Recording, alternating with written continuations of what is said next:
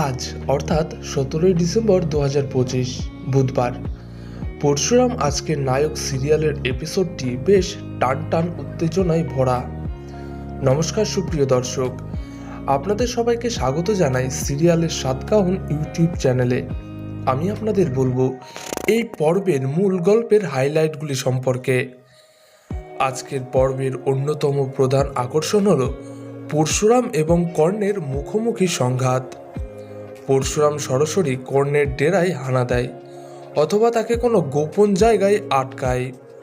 কর্ণ তার ক্ষমতার দম্ভ দেখালে পরশুরাম তাকে স্পষ্ট ভাষায় জানিয়ে দেয় যে তার অন্যায়ের দিন শেষ হয়ে আসছে। পরশুরাম কর্ণকে হুমকি দেয় যে সে যদি তার পরিবার বা সাধারণ মানুষের ক্ষতি করার চেষ্টা করে তবে তার পরিণতি হবে ভয়াবহ। কর্ণের ভয়ের ছাপ তার চোখ মুখে স্পষ্ট হয়ে ওঠে, যা দর্শকদের জন্য বেশ উপভোগ্য ছিল। অন্যদিকে তটিনীর মনে পরশুরামের আসল পরিচয় নিয়ে সন্দেহ আরও ঘনীভূত হয়েছে।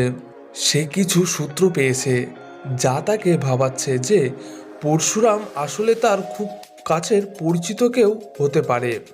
আজকের পর্বে তটিনীকে একটি ধাঁধা বা রহস্যের সমাধান করতে দেখা যায়, যা পরশুরামের আসল পরিচয়ের দিকে ইঙ্গিত করে। সে মনে মনে ঠিক করে যে এবার সে পরশুরামের মুখোশ খুলেই ছাড়বে। তটিনীর এই গোয়েন্দাগিরি পর্বটিকে আরও রহস্যময় করে তুলেছে। গল্পের আরেকটি মোড় ছিল জিতকে কেন্দ্র করে। পরশুরাম জিতকে নিয়ে একটি গুরুত্বপূর্ণ সিদ্ধান্ত নেয়। সম্ভবত জিতের কোনো ভুলের জন্য তাকে শাসন করা হয় অথবা তাকে কোনো বিপদ থেকে বাঁচানোর জন্য পরশুরাম আড়াল থেকে সাহায্য করে।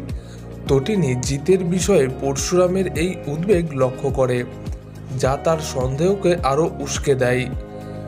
পর্বের শেষের দিকে লাট্টুকে নিয়ে একটি বিপদের আভাস দেখানো হয়। পরশুরাম বা তার টিম লাট্টুকে কোনো বড় বিপদ থেকে উদ্ধার করার পরিকল্পনা করে, যা আগামী পর্বের জন্য একটি বড় সাসপেন্স তৈরি করে রেখেছে। আজকের পর্বটি মূলত পরশুরামের বীরত্ব এবং তটিনীর সত্য অনুসন্ধানের ওপরেই ফোকাস ছিল।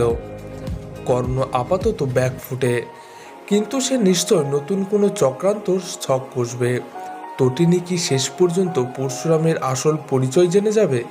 এখন সেটাই দেখার বিষয়। তো সুপ্রিয় দর্শক, আপনাদের কি মনে হয় তা জানান আমাদের কমেন্ট বক্সে।